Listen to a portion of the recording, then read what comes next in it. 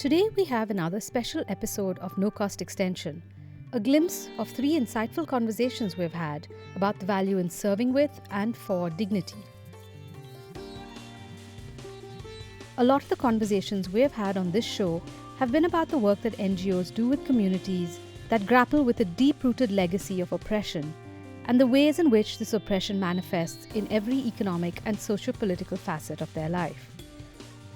From a lack of access to education, employment, resources and legal recourse, all while facing discrimination spanning generations. The only way forward to detangling this historied web of oppression is to provide space and the resources that enable these very people to take back their power. Nandita Bhatt from the Martha Farrell Foundation talks about her experience in working with and for domestic workers in India. Revati Radhakrishnan from the Varnaville Trust talks about the stigma and discrimination she's seen the people of the NT-DNT communities in Tamil Nadu face. And Deepa Pawar from Anubhuti Trust reflects on her own journey as an NT-DNT woman herself and what she wants the future of the sector to be like for her community. In most of the homes in our country, everybody has somebody helping with chores, cooking or childcare or cleaning the house or something or the other. So they are called domestic workers. These domestic workers are largely migrant workers. They're in our country, I think 90% of informal workers. This is all estimated data, is what we say, because there is no record of how many domestic workers there are.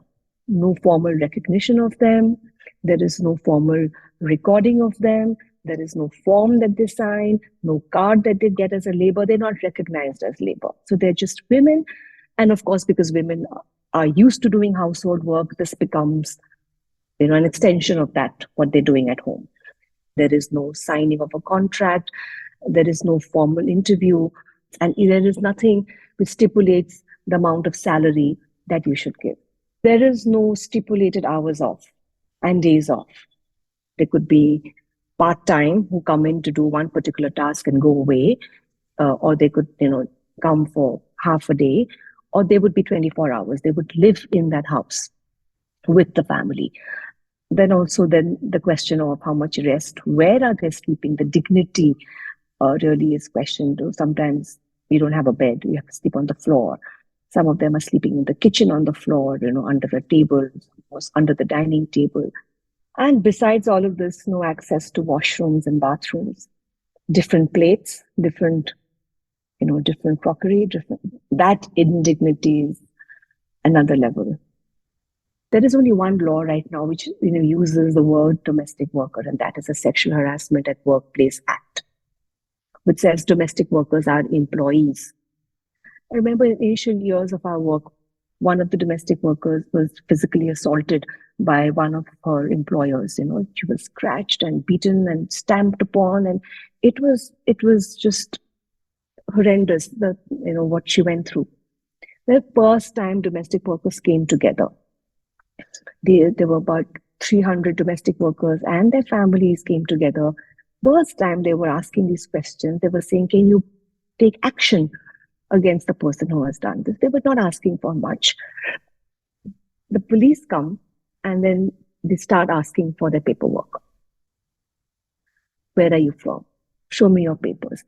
And it was just painful, and it was really, really sad to see this group of 300 plus women and some men. She just sat down quietly, just asked one question, and they were just silenced. So much of fear, insecurity that they live with, every day of their life. They don't know whether they will be thrown out of their homes. COVID was so bad, they couldn't pay rent. They were thrown out of their homes. There were 2-3 families living in one small little room. So that's what we try to question, is about dignity. मैं दक्षिण मध्य मुंबई में रहते हुए वहाँ पे बहुत बड़ा nomadic denotified tribe के कम्युनिटीज़ कई सालों से रहते हैं. मतलब मेरा जो शिवड़ी में घर है वो करीबन 70 सालों से वहाँ पे है, ब्रिज के बाजू में ही है अभी भी. मैंने ये देखा है कि रेसिडेंशियल होना ये बहुत बड़ा प्रिविलेज है. आपको रेसिडेंशियल करार नहीं दिए जाते हैं। स्टेबल होना ये अलग तरीके का प्रिविलेज है। भारत बहुत स्टेबिलिटी के कॉन्टेक्स्ट में सारी चीज़ें करता है, अनस्टेबल कम्युनिटी की तरफ ध्यान नहीं देता है। तो मेरा ग्रोइंग अप तो बिल्कुल बाकी जैसे हमारे नोमैडिक साथी है उनकी तरह ही रहा है। मैं खुद टेंट कम्युनिटी में टेंट हाउस में 30 इयर्स तक रही हूँ, लेकिन करीबन मुझे ही मेरे 10th 8th तक पता नहीं था कि हम नोमैडिक हैं, क्योंकि बहुत आइडेंटिटी क्राइसिस है। आपकी आइडेंटिटी की पहचान आप तक पहुंचा ही नहीं जाती है, और जब वो पहुंचा ही नहीं जाती है तो अब आपको डिसऑनर फील होने लगता है।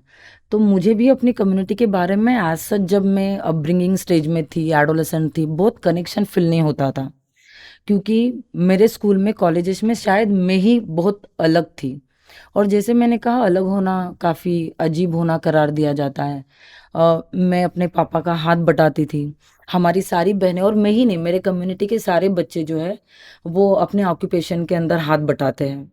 हम भट्टी पे काम करते थे, हम पापा को जो भाता होता है, जो आग निकालने के लिए उसको सपोर्ट करना पड़ता है, कोयले लाना होता है, कोयले जो है वो चुनना होता है। ये सारा काम हमने काफ़ी बचपन से किया है, और उसके बिना हमारे काम नहीं हो सकता है। लेकिन ये भी है कि रिसोर्सेस नहीं है, टेंट कम्युनिटीज़ है, पक्के हाउसेस नहीं है। हम खुद जिसे हम कहें कि फुटपाथ के बाजू में रहते थे।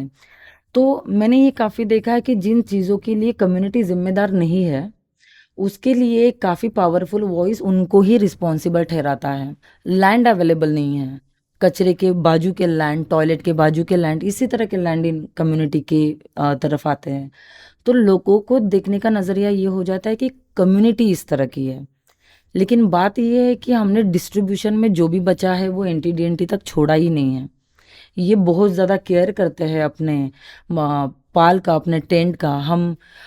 हमारे बिलीफ सिस्टम हमारे ऑक्यूपेशन के टूल है। हम बाकी किसी बिलीफ सिस्टम को एज सच फॉलो नहीं करते हैं, अभी इन्फ्लुएंस हो रहा है। मतलब मैंने देखा है कि हमारे घर की जो जब भी शुरुआत होती थी, हमारे वेपन्स की पूजा करके होती थी, राइट। तो ये काफ़ी अलग नज़रिए है नोमैडिक ट्राइब के, अपने ऑक्यूपेशन, अपने मटेरियल, अपने क्लाइंट, अपने कम्युनिटी प्रैक्टिसेस, और काफ़ी सॉलिडारिटी भी है। तो मैं हमेशा ये बात करती हूँ कि नोमैडिक ट्राइब को बस वर्नेबिलिटी के कॉन्टेक्स्ट में नहीं देखा जा सकता है, ये बस मार्जिनलाइज है इस कॉन्टेक्स्ट में नहीं देखा जा सकता है। वो कंडीशंस है, वो पावर हायरार्की से आती हुई बातें हैं, लेकिन इनका जो स्ट्रेंथ है, इनकी जो अमीरी है, जो बाय लैंग्वेज है, आर्ट है, कलाओं से है, इतना दमन और शोषण होते हुए भी, मतलब किसी कम्युनिटी का एग्जिस्टेंस ही खत्म करने की जो साजिशें हुई गई है हिस्टोरिकली, लेकिन फिर भी कम्युनिटी ने अपने आप को जिंदा रखा है।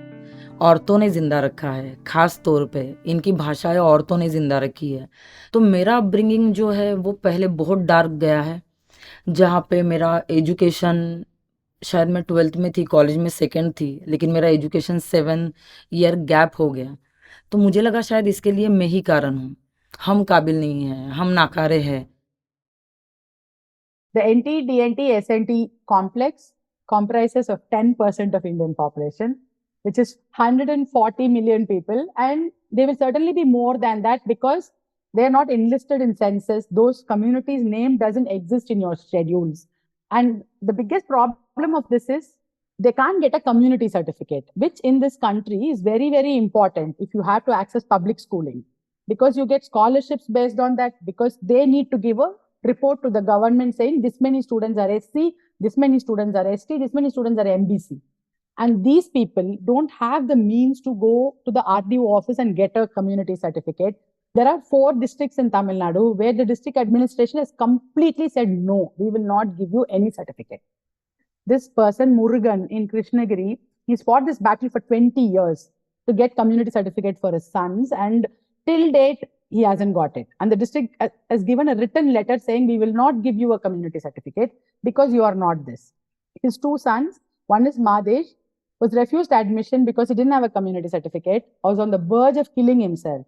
And at that time, through somebody, he called me, and we took the boy to a private college. We paid extra fees, like 40,000 we pay. But he should be getting free education because he's ST. And he's studying now and he's a cricket player. And the second son also, no certificate.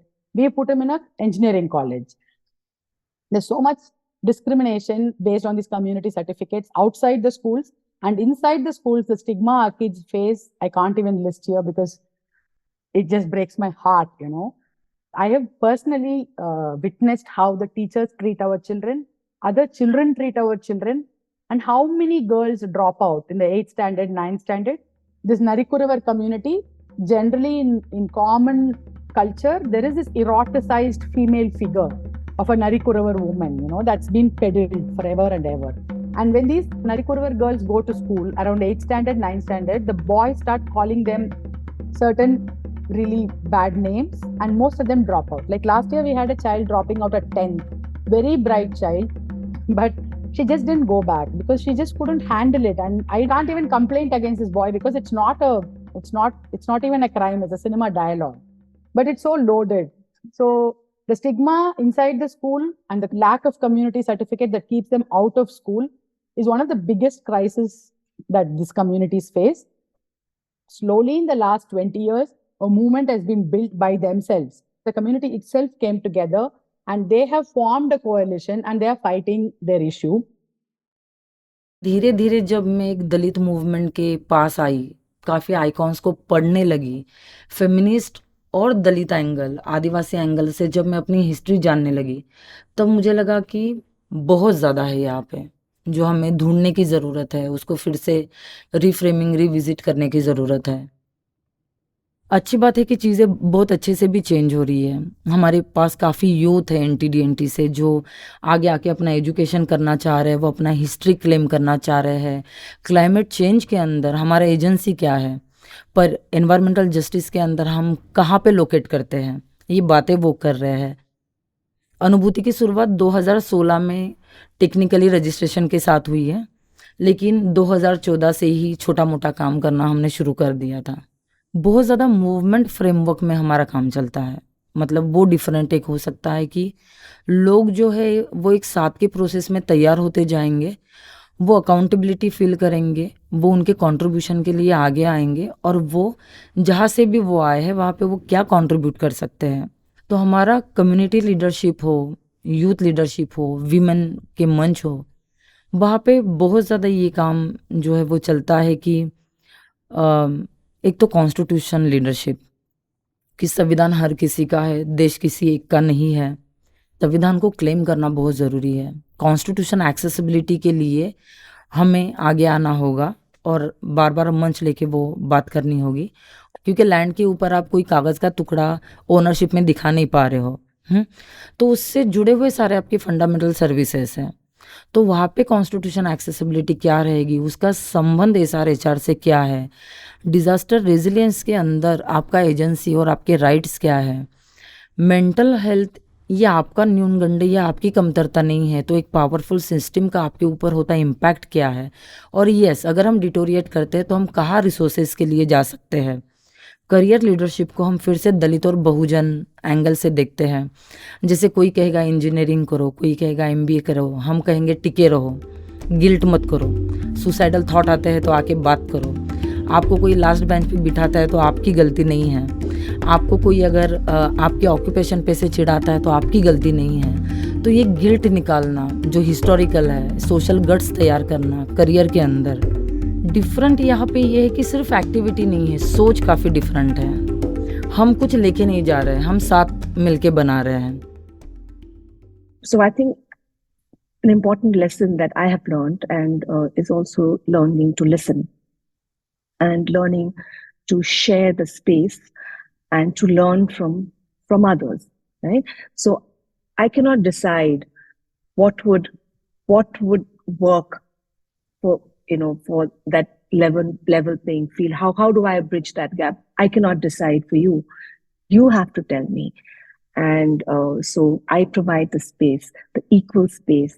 So it's about sharing of power.